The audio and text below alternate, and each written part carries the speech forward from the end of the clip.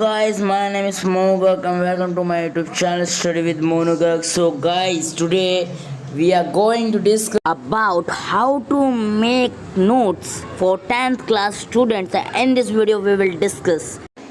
Guys मैं आपको इस वीडियो में कोई ऐसी चीज़ नहीं बताऊंगा कि दो ट्रिक बताऊं कैसे नोट्स बनाते हैं बहुत ही इफेक्टिव तरीके से या फिर टॉपर कैसे बनाते हैं। Guys now I am not talking to you about it. मैं आपको इजी और सिंपल वे बताऊंगा क्योंकि 10th class is a very important class for your life and I don't want that कि आपकी भी लाइफ ख़राब हो किसी तरीके से, और मैं आपकी लाइफ कभी ख़राब नहीं होनी चाहता क्योंकि मेरी भी यूट्यूब फैमिली है और मैं उनको के साथ रहना चाहता हूँ। ऐसे गाइस आज हम किसी टिप्स पे नहीं ना ही किसी टॉपर्स की ट्रिप्स पे, आज हम सिंपल और रियल फैक्टिव जो तरीका है उसी को अप्लाई करेंगे गाइस। क्योंकि क्या होता है गाइस, कई बार हम यूट्यूब पे देखते हैं कि हम नोट्स कैसे बनाएं तो वहाँ पे आता है कि ये तरीका है, इससे बनाओ, लेकिन हम उनके झांसे में भी आ जाते हैं कि हाँ ये बहुत इजी है, इसको हम ऐसे कर लेंगे। लेकिन गाइस जब तक आप खुद के फैक्ट नहीं डालोगे, कोई भी अपने इम्प्लीमेंट नहीं करोगे तो ये आपके लिए कुछ भी नहीं कर सकता। क्योंकि गाइस आज इस वीडियो में उसी पर डिस्कस होने वाले हैं कि हम अपने खुद के तरीके से हम कैसे नोट्स बनाएँ। So guys let's start the video. Guys सबसे पहले नोट्स बनाने से पहले हमें पता होना चाहिए कि नोट्स का रियल मीन क्या होता है और उसका क्यों ज़रूरत ही क्यों पड़ती है। क्योंकि बुक्स हैं, सब कुछ है, तो हमारी रियल क्या ज़रूरत क्या है, what is the need of the notes in our life और अवर स्टडीज़। गाइस सारे सब्जेक्ट का जो भी तरीका है नोट्स बनाने का वो सारा एक ही, क्योंकि अगर आप यूट्यूब पे जाओगे तो वहाँ पे काफ़ी सारे अलग अलग बताते हैं, केमिस्ट्री बायो अलग अलग तरीके होते हैं। लेकिन गाइस मैं बता रहा हूँ कि सारे नोट्स बनाने का सिर्फ एक ही तरीका होता है, चाहे सब्जेक्ट है लोगों।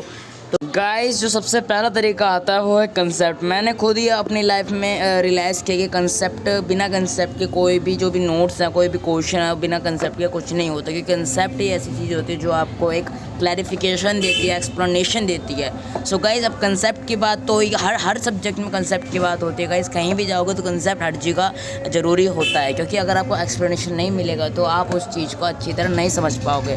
गाइस ये तो थी कंसेप्ट की बात। अब आते हैं हम आइडियाज़ पे। अब जो आइडियाज़ होते हैं, कंसेप्ट होता है, इनोवेटिव थिंग्स होती है, वो गाइस हमारे सारी की सारी नोट्स में ही आती है। क्योंकि नोट्स में सारी जो सारी लिखी हुई हैं आप स्क्रीन पे देख सकते हैं, इनोवेटिव, कंसेप्ट, इंफॉर्मेशन, वो सारा ही हमारा नोट्स कहलाता है। क्योंकि अगर नोट्स में ये सारी चीज़ नहीं होंगी तो आप किसी भी चीज़ को नहीं समझ पाओगे। गाइस ये तो थी हमारी कंसेप्ट की बात। अब नेक्स्ट जो आता है वो है हमारा एग्जांपल्स। क्योंकि बिना किसी एग्जांपल के आप अगर किसी को आप एग्जांपल देना है, मीन्स अगर आप किसी का क्वेश्चन कर रहे हो तो अगर एग्ज़ाम में पूछा जाएगा तो अब वो एक तरह का एग्जांपल होगा आपके लिए। तो एग्जांपल आपके लिए बहुत नीडेड होता है, क्योंकि एग्जांपल के बिना आप वो चीज़ नहीं कर पाओगे।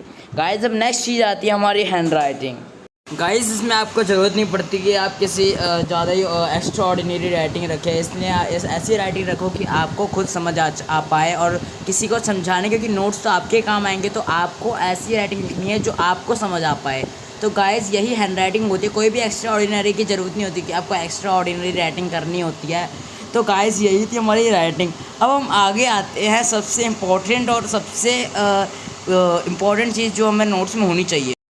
गाइस आप सभी को पता होगा कि जो भी नोट्स होते हैं उसके अंदर स्टेशनरी होनी चाहिए। क्योंकि हर स्टेशनरी, चाहे मैथ्स हो या सोशल हो या फिर किसी भी और सब्जेक्ट हो, हर चीज़ को स्टेशनरी से ही करा जाता है। और गाइस स्टेशनरी में आपको ज़रूरत नहीं कि आपको सबसे ज़्यादा महंगा और एक्सपेंसिव पेन या कुछ और चीज़ लेनी है। आप ऐसा पेन लीजिए जो आपके हाथों के लिए बहुत स्मूथ और आपको हेल्प करे कुछ भी पढ़ने और कुछ भी लिखने में। क्योंकि गाइस अगर नोट्स में आगे कोई दिक्कत भी होती है तो आप उसको ईजिली सही कर सकते हो। तो गाइस यही होती है स्टेशनरी। अब नेक्स्ट आता है हमारा, अब जो नेक्स्ट आता है वो है बोल्ड। अब बोल्ड से समझ गए होंगे कि जो हमारे जो भी हैंड राइटिंग होती है उसके अंदर बोल्ड बहुत ज़रूरी होता है। क्योंकि गाइस अगर हम नोट्स बना रहे हैं तो अगर किसी चैप्टर का कोई भी मेन पार्ट है, अगर हम उसको ज़्यादा ही हाईलाइट करना चाहते हैं तो हमें बोल्ड की ज़रूरत पड़ती है कि हम उसे बोल्ड कैसे करें। अब बोल्ड में सबसे अच्छी तरीका है गाइस, अगर आपको बोल्ड करना है तो बोल्ड के अंदर आप सबसे अच्छी तरीका कि आप हर चीज़ को हाईलाइट करो, जो मेन पॉइंट्स हैं उनको अंडरलाइन कर सकते हैं। गाइस ये थी हमारी वीडियो। आपको कैसी लगी गाइस ज़रूर बताइएगा। ये बहुत आसान तरीका है जिससे आप अपने नोट्स को बहुत ज़्यादा इफेक्टिव और बहुत ज़्यादा अट्रैक्टिव बना सकते हो। गाइस ये थी हमारी वीडियो। अगर आपको अच्छा लगता है तो लाइक शेयर सब्सक्राइब करिए, और ऐसी मैं वीडियो और भी लाता रहता हूँ। इसके लिए आपको बेल आइकन पर क्लिक करके ऑल पे सेलेक्ट कर लीजिए। बाय बाय गाइस, मिलते हैं नेक्स्ट वीडियो में।